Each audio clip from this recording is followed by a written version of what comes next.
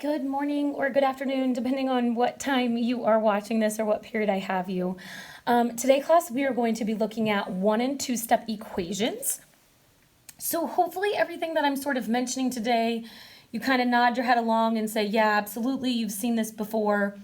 Couple things that I just want to point out. Make sure you're looking at how I'm showing work. You are going to have to be showing work, which I know students don't tend to like to do, but it will pay off in the long run as we get into more complicated problems. So we want to start good habits now. So the first thing that we need to know about solving equations is that we need to use inverse operations. My suggestion is whether you are at home or in class, you are taking some notes because you will be able to use these on any of the class quizzes. Sorry, I missed my A in there. Okay, inverse operations are operations that undo each other. And hopefully we agree that addition and subtraction are operations that will undo each other. And multiplication and division are operations that will undo each other. Hopefully we also recognize at this point that we can represent multiplication and division in different ways. So multiplication can also be represented with a dot, or it could also be represented with parentheses. And division can be represented with just a fraction bar. So, right, when we have something like A over B, that's really A divided by B. Now, also, I hope we understand that when we're solving equations, whatever we do to one side of the equal sign, we have to do to the other, right? To keep it balanced, to keep it to being an equivalent equation, we have to do the same thing to each side. So, right, we have our very basic equations that hopefully we've been looking at for many, many years, like x minus 9 equals 22. And hopefully we realize, yes, we want to get x by itself. So to get x by itself, we need to move the 9. The 9 is attached with subtraction. And by using inverse operations, the opposite of subtraction is addition, right? Where whatever I do on the left side of this equal sign, I have to do the exact same thing on the right side of the equal sign. Okay, and we know that inverse operations cancel each other out. Okay, if you remember, that's called the identity property. Okay, and then we'll take 22 plus 9. So if you're a person who's like, I'm terrible with my math, I would rather use a calculator and you get it right than not use a calculator and get it wrong. But feel free to use your fingers, whatever you need to do to get the correct answer. We'll have x equals 31. Okay, so we're going to take this concept and we're going to build upon it a little bit of what happens in some more unique situations. So what happens if we have something like w plus negative 6 equals 34. Okay, the key here is that we still want to use inverse operations. We just want to make sure we actually understand what number we want to move. So we want to get w by itself.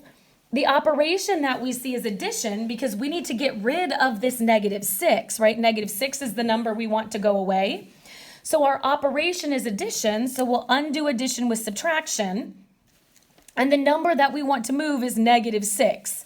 So we are subtracting negative 6. Now, some of you might say, well, I realize that that's a negative. And so adding a negative is really the same thing as w minus 6. And that is totally fine as well. So either way that you want to think about it, subtracting a negative is the same thing as adding. And so we will get these to cancel out.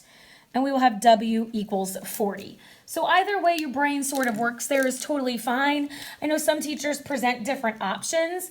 I think it's important to understand I'm not going to care what method you choose as long as you are choosing a correct method.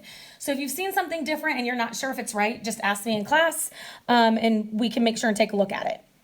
Now what happens if I throw a fraction into the mix? Okay, so this is one my students tend to tell me, yeah, I can't do because I don't like to deal with fraction. This is why we practice using a fraction during class or using our calculators during class. Okay, let that calculator help you so that all you have to focus on is the skills that you know. Okay, the most common way that my students think about this is they don't like the double negatives, right? Math is the world where 2 wrongs make a right, and we can turn this into a y plus 5/8. And we undo adding 5/8 by subtracting 5/8.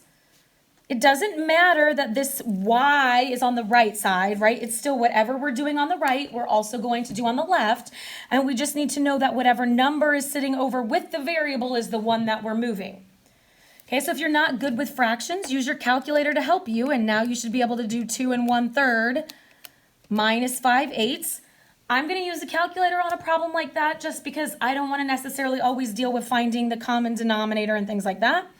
So we'll get 1 and 17/24 is equal to y, which is the same thing as y equals 1 and 17/24, right? It doesn't really matter which side we have those on. Okay, we have the same idea sort of going with multiplication and division. We have our very basics.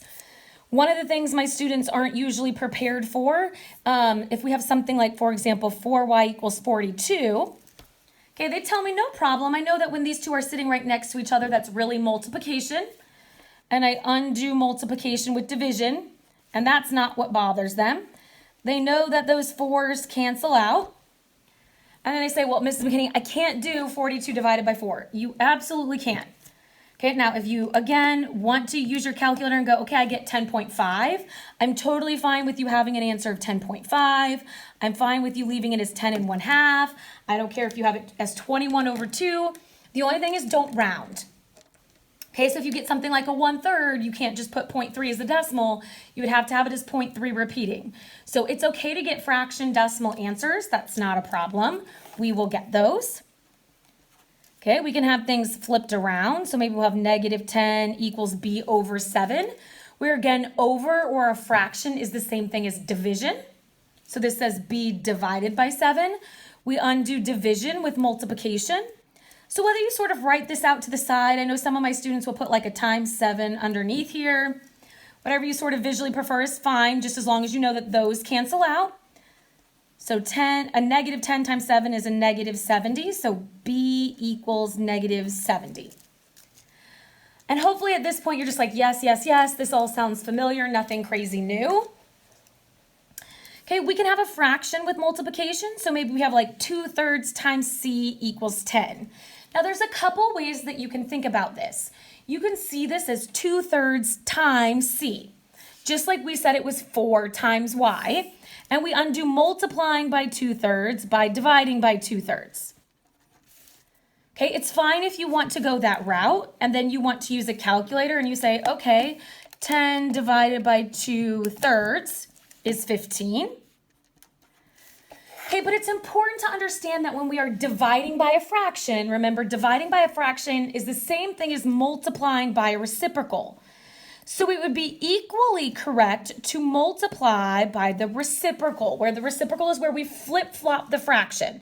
The 3 comes up and the 2 goes down. So you just sort of need to pick whichever one of these options works for you. I don't care if you already know one, stick to it. As long as you're doing a correct method, I don't care what method it is. Okay, maybe we have something that is then multi-step or has more than one step. So we have our very basic of putting multiplication and addition together. So maybe we have something like 3a minus 5 equals 16. Now the second piece that we need to know with this is that when we solve an equation, we do order of operations backwards. So we're kind of doing SADMEP, right? Instead of PEMDAS, we're going backwards. And again, we said these are sort of getting grouped together here. So we need to do addition and subtraction first. So I'm going to undo subtracting 5 by adding 5. Right? Those 5's cancel, and I'll bring down the 3a. I'll undo multiplication with division. And we will get a equals 7. Now you can always check and see if you're correct by taking this 7 and plugging it back in for a, right? So if we said 3 times 7 is 21, 21 minus 5 is 16, so we know that that is correct. Okay, we can have those sides flipped. So maybe we'll have something like 9 equals 14 minus 2y. Again, keep in mind we're doing order of operations backwards. This is the one that tends to throw my students off the most. Because if we want to solve for y, my students have no problem agreeing that they want to move the 14.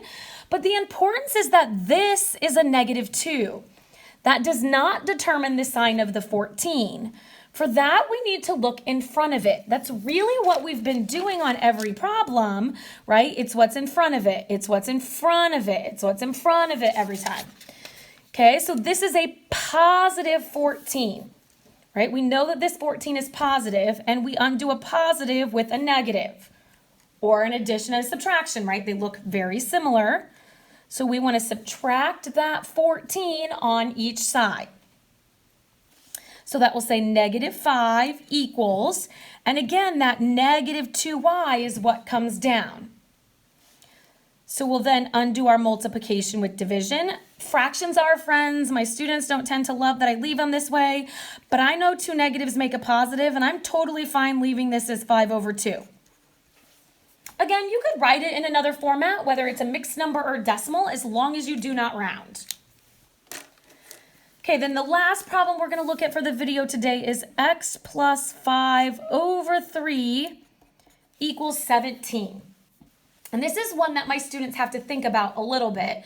So we'll talk about it some in class, whichever day you have me. But when we look at this problem, if we just go by what we've been taught, my students tend to feel very comfortable telling me that they want to multiply each side by 3. Okay, and they'll get rid of this denominator. So they'll take that 17 times 3 and they'll get 51. And then they'll undo addition with subtraction. Okay, so then they'll take that 51 minus 5 and get 46. The key that I want you to think about here is that if we're doing order of operations backwards, why are we undoing, I should say, the division first? And the reason why is that this numerator is really grouped in parentheses. We just don't write them down. So very similar to the fact that this x has a 1 in front of it, right? There's also parentheses sitting there, and that's what that big long fraction is indicating to us. So because those are parentheses with order of operations backwards, those parentheses then come last. So we're going to undo the denominator first, okay? And then we are going to subtract the 5. We get x equals 46. So for your assignment, you have some problems to do from the textbook. Those are linked on the home page. Make sure you show all of your work. There's going to be a couple problems that are asking you to think a little bit. Do the best you can on them. We're going to talk about those in class time. Otherwise, I will see you either tomorrow or we'll be talking about some of those things in a little bit. Have a great day.